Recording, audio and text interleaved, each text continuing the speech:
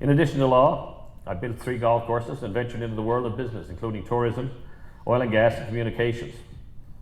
And quite honestly, I knew absolutely nothing about any of them initially when I got into them. I don't know if that's good advice or bad advice, but anyway, I was young, had lots of energy, and I had a huge appetite for risk.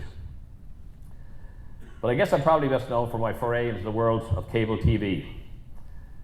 In fact, upon reflection, it makes total sense, as one of my biggest guilty pleasures is watching TV. Sports, news, House of Cards, Breaking Bad, Sons of Anarchy, Downton Abbey, Blacklist, and go all the way back to Fear Factor. I could keep going on and on and on. There's nothing I won't and don't watch.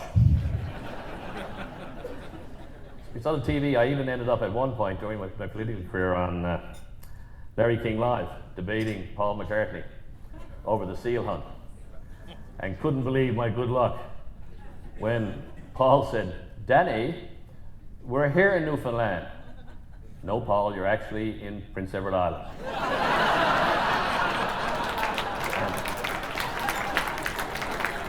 And I love his music, absolutely love his music.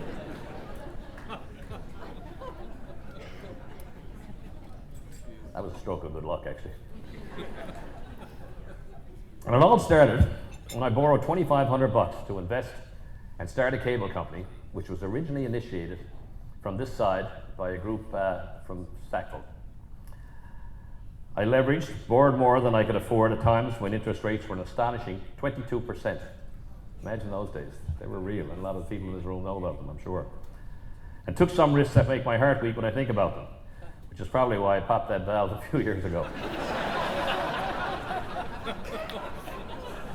25 years later, from that meager $2,500 loan, and facing down plenty of naysayers along the way, I sold that cable business for $250 million.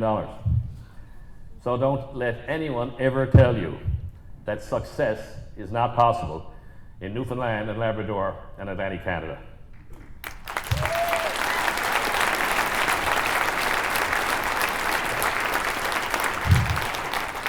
That actually reminds me of a little funny sidebar. The word success, and anyway, so I was out speaking to a group of junior achievers when I was in government. There was 200 of these young kids in the room, and it was in Corner Brook, and I was trying to basically say, all the great things that were happening in Corner Brook. So I said, and I just want to tell you about the great sex in Corner Brook. And I realized what I'd said. I tried to say success, and I'd said sex, and 200 kids came up off their feet and gave me a standing ovation. Huge standing ovation.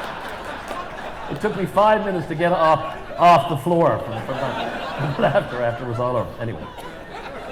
I better not get too distracted. I'll be up here half the night, Carol. Anyway, I've been fortunate to have a talented, close team of people around me that were intelligent and trustworthy and always had my back. And I quickly learned one important lesson: never let the haters get you down. The easiest thing in the world is to get caught up in the negativity, to dwell on those with the loudest mouths and the biggest mouths, and we all know who they are.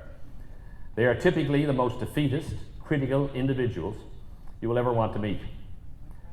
I used to actually let those anonymous cowards online in the comments section actually get to me.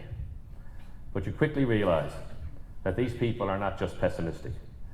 They are actively and aggressively cynical, mean, and sometimes just downright nasty.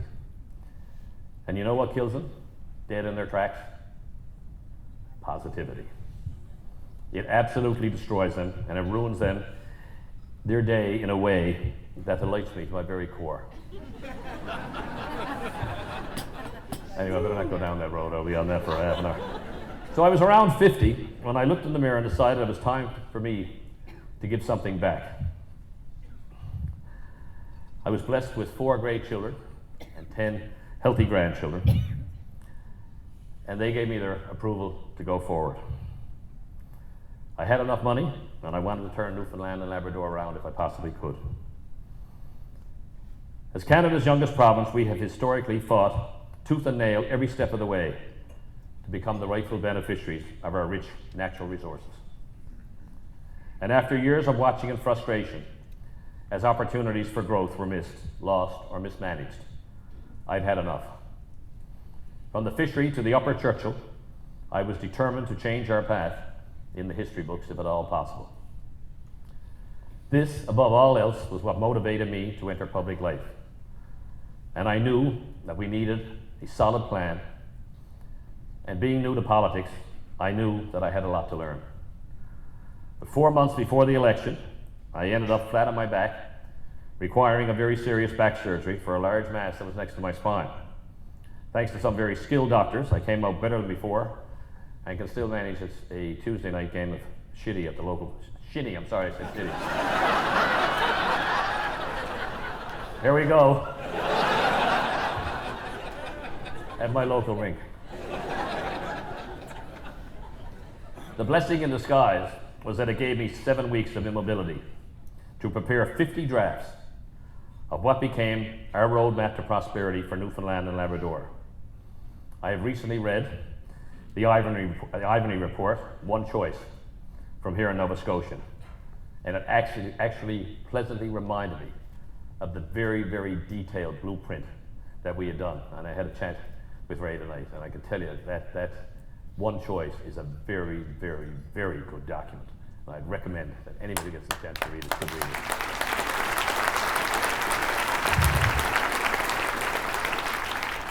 So what do? We focus first and foremost on a fiscal turnaround, including severe fiscal restraint and wage freezes. Then we went for the big revenue items, for without the money, there could be no solutions to our other problems. We obtained much larger shares of the royalties from the feds and the oil companies. During my government's time in office, we reduced our net debt by 33% in a 4-year period. We funded up pension funds. We replaced crumbling infrastructure. We substantially lowered taxes, and we moved from deficit to surpluses.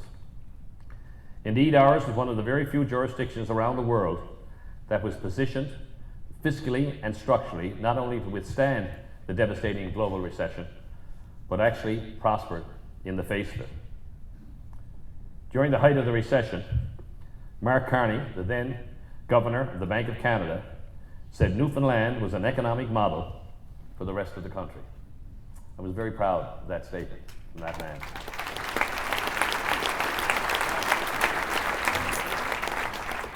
We tackled our tourism marketing, and we put a whole new face on the province, rather than just flounder around in a sea of mediocrity. Suddenly, people were seeing us in a new light.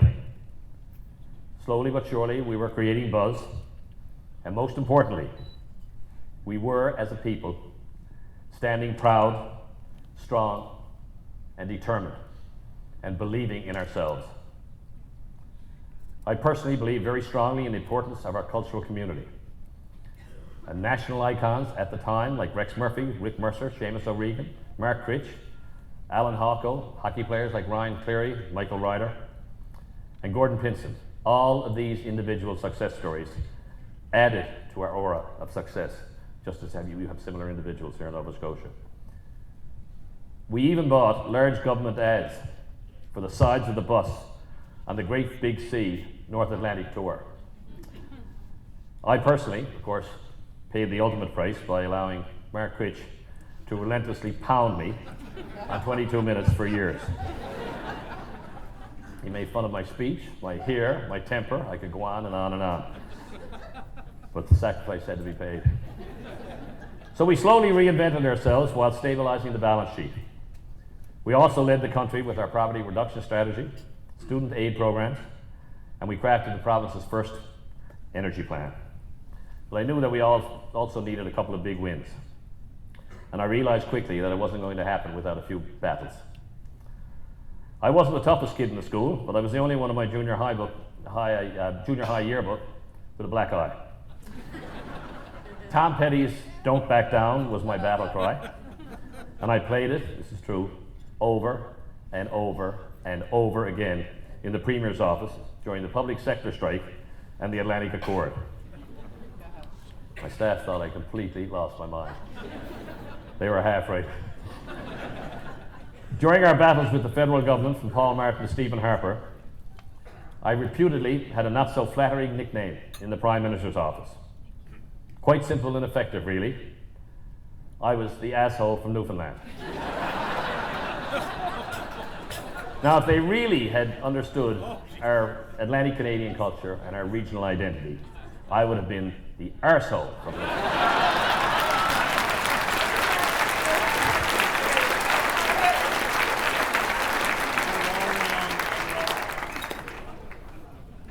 John Hamm could always get through, and I couldn't get through on the phone. The first lengthy battle included several setbacks that garnered national attention, but we fought it because the injustice simply could no longer be tolerated. The symbolic flag lowering, after a Prime Minister's broken promise, sent a message to our fellow Canadians. Fortunately, it resulted in a very positive outcome with a new resource revenue sharing formula and a check for $2 billion. And I recall Nova Scotia fared quite well in that deal as well. I was proud to fight alongside all of you and your leader in that battle, proving once again that there is indeed strength in numbers.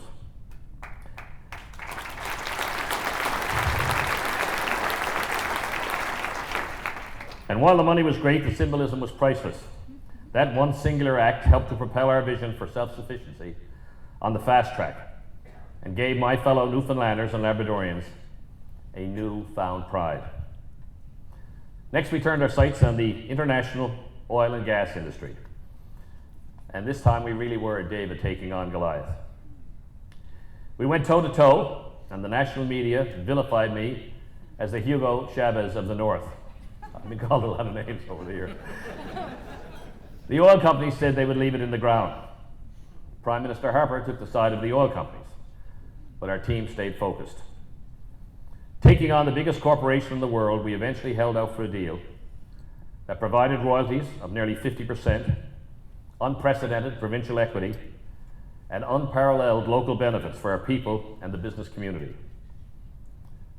We then moved on to our plan to transition from a non-renewable resource-based economy to one based almost exclusively on renewable resources. The Lower Churchill Muskrat Falls hydro project is one that is the very definition of nation building. It brings together Atlantic Canada with opportunities like it has never seen before. Like anything else, the project has its critics. But I agree with the individual who said that a pessimist sees difficulty in every opportunity, but an optimist sees an opportunity in every difficulty. And let me assure you, I remain unequivocally positive about the Muskrat Falls project and the benefits for both of our regions.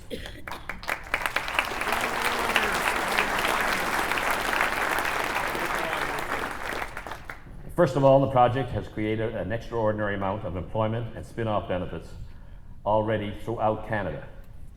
But more important than that, it's a project that, when completed, will reap benefits for generations, for many generations to come.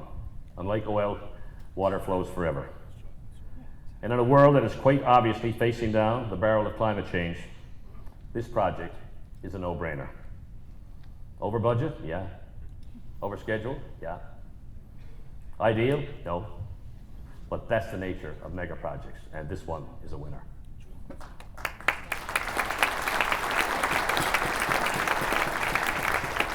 History will prove its value and its worth.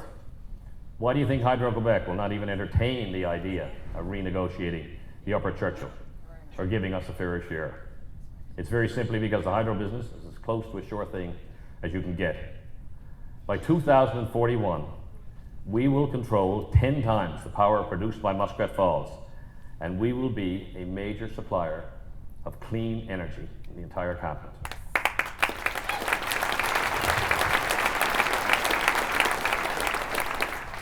So because of the new attitude of optimism and possibility that we nurtured in Newfoundland and Labrador, there was an attitude shift as well in the rest of the country.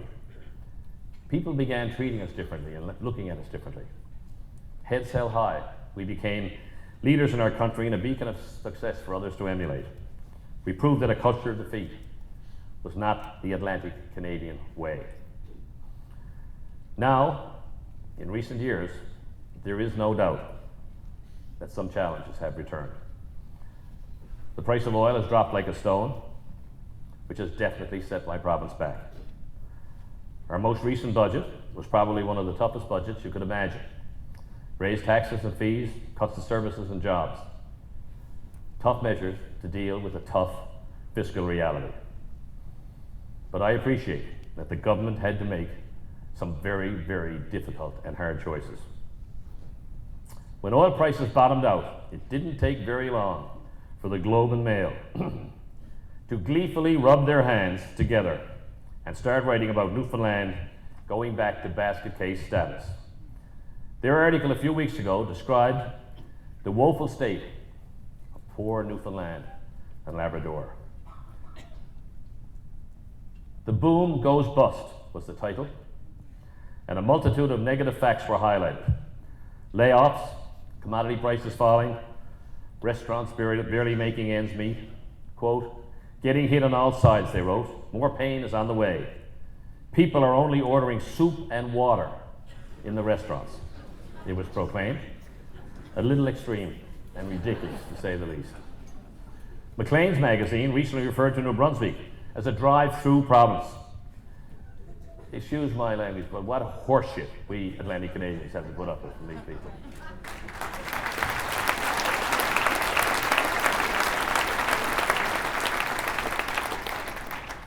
This one takes the cake. Last week's editorial, back home in the Telegram, encouraged young people to flee the province. Get out while you can, was the directive, quoted from the editor. I would suggest that the author of that article, who was indeed originally from Western Canada some time ago, take his own advice and go the hell back wherever he came from in the first place. It is quintessential negativity from those who choose to focus on such things. I personally believe that in bad times more than ever, the glass is half full and not half empty. To be fair, there are some valid points. The golden days of $140 oil are gone for now, and my province is facing pretty serious deficits for the foreseeable future. In the words of Yogi Berra, future ain't what it used to be. But back in 2003, we did face similar circumstances. We cut, we fought for better deals, we froze wages, and it wasn't pretty, it wasn't easy. But we made it through. We regrouped and we rebooted. Economies are cyclical. Oil prices will rebound and commodity prices will firm up. They always do. We are unquestionably in a bit of a valley right now, but I have no doubt whatsoever that we will make it through once again. And I'm not a guy who just says things because they sound nice or to make people feel better. I'm also a guy who puts his money where his mouth is. The burden, though, must be shared and distributed. Governments simply cannot and should not be expected to carry the lone freight on social programs, stimulus, low taxes, and social spending during tough fiscal times. There simply isn't enough money to go around. If you want more evidence of my unwavering belief in the future of this region, look no further than my real estate development back home named Galway, after my mother. By the end of this year, I will have spent almost $100 million straight out of my own pocket, no public money whatsoever, to prepare and develop this land, which will be home to one of the most unique and forward-thinking live, work, and play communities in Eastern Canada. A 2,400-acre master plan community offering industrial and retail and residential property. Could have easily, very easily left the money in the bank or gone outside of the region to invest. In fact, I recall a union leader asking me, saying, Danny, you must have most of your money put offshore, do you, boy? And I said, no, absolutely not. I pay every dime of tax I owe and take what I have left and reinvest it back in the region because I believe in this region.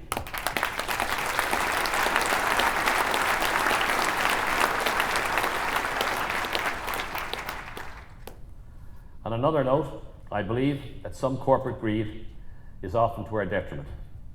Excessive profit and cash hoarding does nothing to stimulate the economy. I believe business leaders need to step up and be a part of the solution. It's easy to put out platitudes and offer suggestions, but it's quite another thing altogether to get your hands dirty and dive in. One well-known leader in this region, who remain unnamed, recently made a negative comment about politicians being led around by the polls and by media-driven public opinion. Well, thanks very much for the advice, but my advice is to get off your arse and get out from behind that desk, show some leadership, and actually do something about it yourself. Armchair critics, we simply don't need it. Stage again.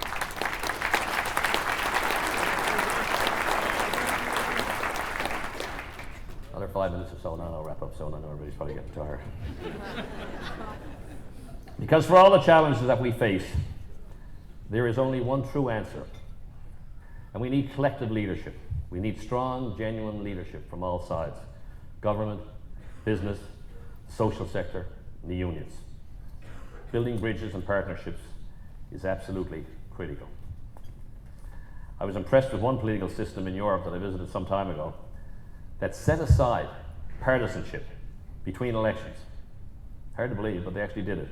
And everyone pulled on the same oar in the best interests of that particular country.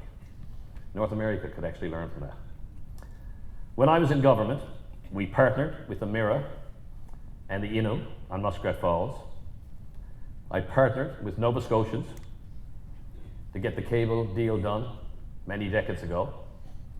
Today, I'm partnering with the Shaw Group from here in Nova Scotia on the residential side of my Galway development, because I recognize their expertise and the immense value that they bring to the table. And the Plaza Group is another significant maritime corporation that we have joint ventured with on the retail side to strengthen our project. And right now, there is a huge opportunity for partnership between the provinces and Ottawa to move the agenda for Atlantic Canada forward. I may be a progressive conservative, but I absolutely see the enormous potential of 4 Liberal provincial governments and a new federal Liberal government coming together to deliver for Atlantic Canada.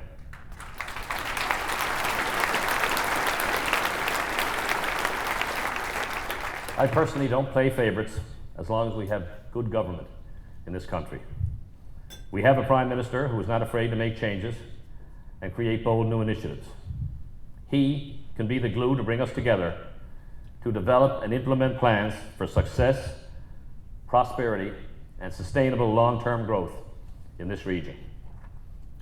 It's time to take regional economic development to a new level and partner with Ottawa for a properly funded strategic plan for all of Atlantic Canada.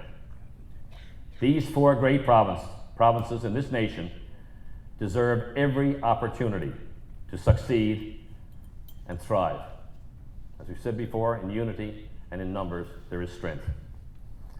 We also need good individual leadership from outside of government, and for our best and our brightest to stand up and contribute in meaningful and tangible ways.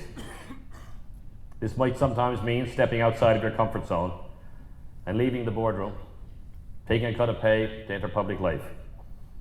Or the alternative, it means giving of your time and experience to advise government leaders in a truly nonpartisan way.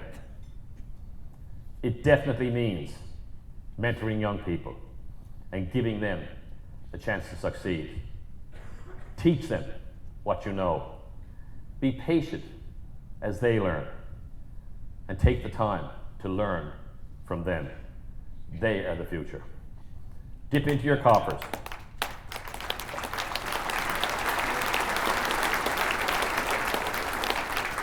Dip into your coffers a little bit, open your doors, and provide youth with the opportunities that they need to succeed.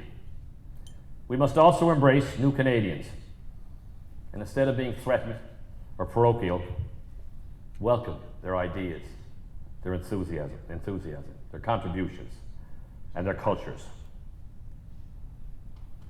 No Trump-like walls in our country.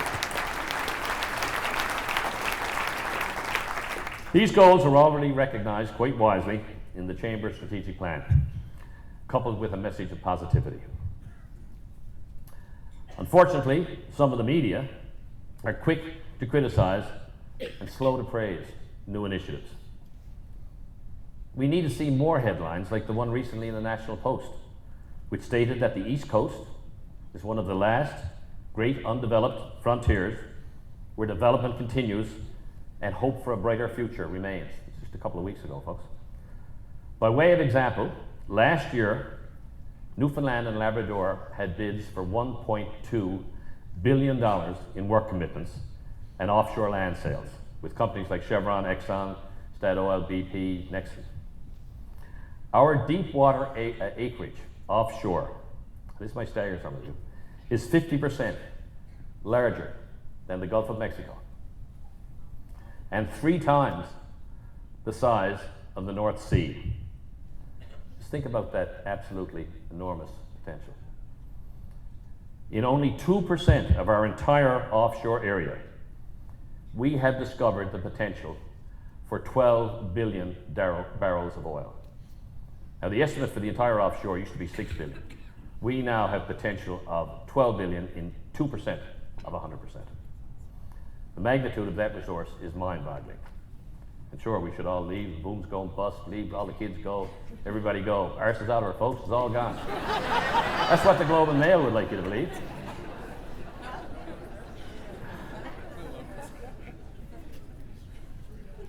We have outstanding existing Atlantic projects and future projects like the Maritime Link, Hebron, Muskrat Falls, Energy East, Voisey's Bay, Northcliffe Mine, Bear Head, Goldsboro, St. Lawrence, Floresborough.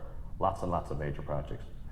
We have thousands of successful small and medium-sized businesses, which are the real foundation of our economy. The lifeblood, the engine, the breadwinners that drive commerce in our region are the people in this very room.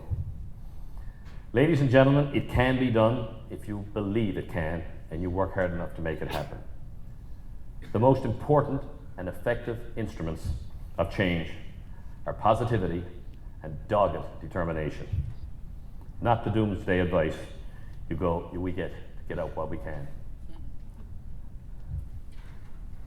There is lots of good news in Atlantic Canada. Look at the surplus in Nova Scotia. Very, very small deficit in PEI. Look at that story in the National Post, which said 2 weeks ago that the East Coast defies the odds and hope for a future remains high. In the words of Helen Keller, quote, "Keep your face to the sunshine, and you won't ever see a shadow." We live among the greatest people in the greatest place on earth. Focus on all of the good things, for a positive attitude certainly helped us move mountains in Newfoundland and Labrador. And when confronted by negativity and pessimism, follow the old Latin proverb, illegitimi non carborundum. Translated, don't let the bastards get you down.